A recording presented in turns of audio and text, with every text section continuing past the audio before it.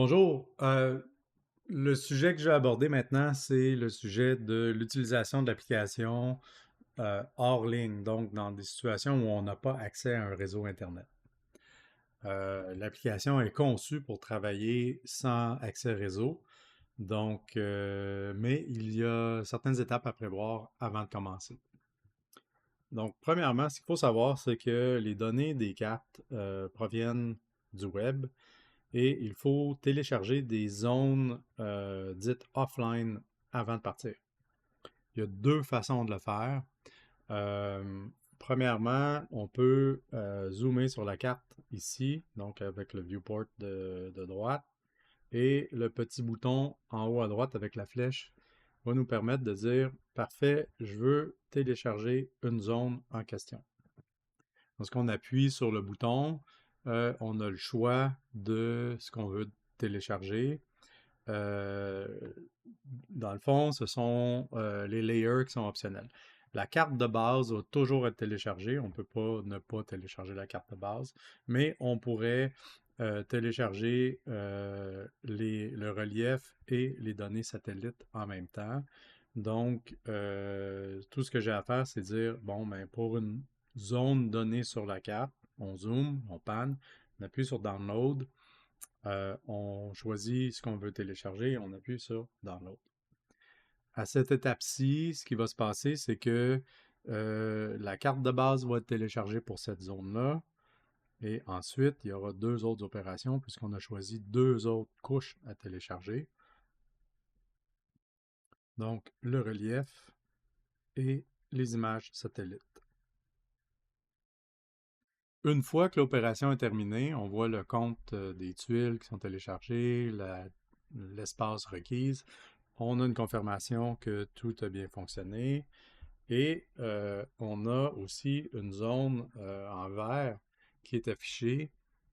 Cette zone-là, dans le fond, ça nous dit à l'intérieur de ce carré vert-là, on pourra utiliser l'application sans accès réseau, sans problème, et toutes les informations qu'on voit sur la carte vont être disponibles. Il n'y a rien qui nous empêche, lorsqu'on est offline, d'allumer ou éteindre des couches. Euh, bon, pour les besoins de la cause, là, parce que je me suis connecté en remote à travers Wi-Fi, j'enlèverai pas l'accès réseau dans cette vidéo-là. Sinon, je perdrais l'image, mais vous comprenez l'idée. Donc, ça, c'est une première façon de fonctionner. Vous pouvez télécharger autant de régions que vous voulez. Je vais en faire des petites là, parce que, sinon, ça serait trop long à démontrer. Mais c'est un peu l'idée. Donc, ici, maintenant, j'ai deux, trois régions. Il y a une autre façon de fonctionner, c'est au lieu de choisir une région qui serait peut-être des fois trop grande, c'est d'analyser un tracé GPX et de télécharger juste ce qui est nécessaire autour du tracé en question. Donc, je peux aller dans le menu des traces, appuyer sur les trois petits boutons ici et appuyer sur Download Maps Along Tracks ou télécharger le long du tracé et choisir les mêmes options. Alors là, ce qui va se passer, c'est que quand que je fais Download, on va analyser le tracé GPX et on va créer des tuiles qui sont correspondantes à la forme du tracé.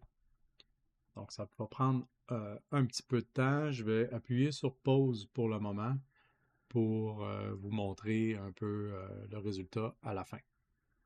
Donc, je vais faire pause. OK. Donc, on a presque terminé le téléchargement. On peut voir derrière la barre de progrès qu'il y a des tuiles qui se sont dessinées. En gros, c'est que la première passe de download de la base map est complétée. Maintenant, on est en train de télécharger le relief. C'est presque terminé. Voilà.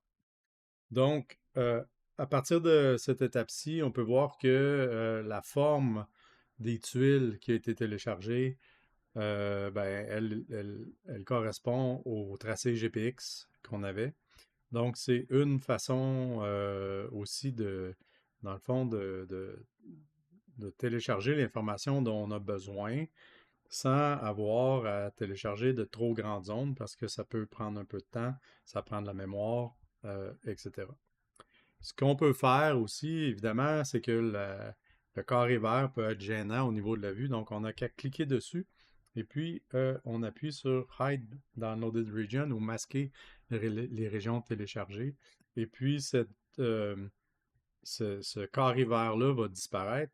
Ça ne change rien sur le fait que l'information est encore disponible pour le rouler sans réseau. C'est juste une information visuelle qui vous permet de comprendre ce qui a été téléchargé et ce qui n'a pas été téléchargé.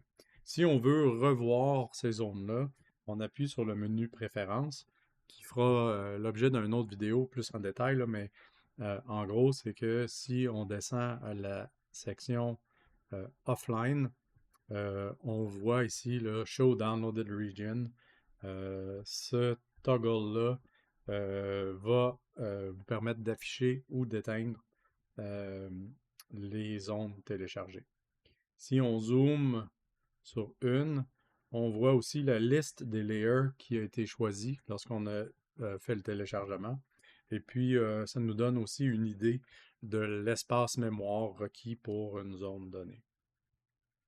Donc, à partir de ce moment-là, vous pouvez sans crainte éteindre le Wi-Fi ou passer en mode airplane et puis l'application pourra fonctionner sans aucun problème offline.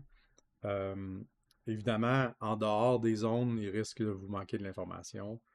C'est normal parce que vous n'aurez pas téléchargé vos zones avant de partir. Donc, ce qui conclut la présentation sur la façon de travailler offline avec les cartes.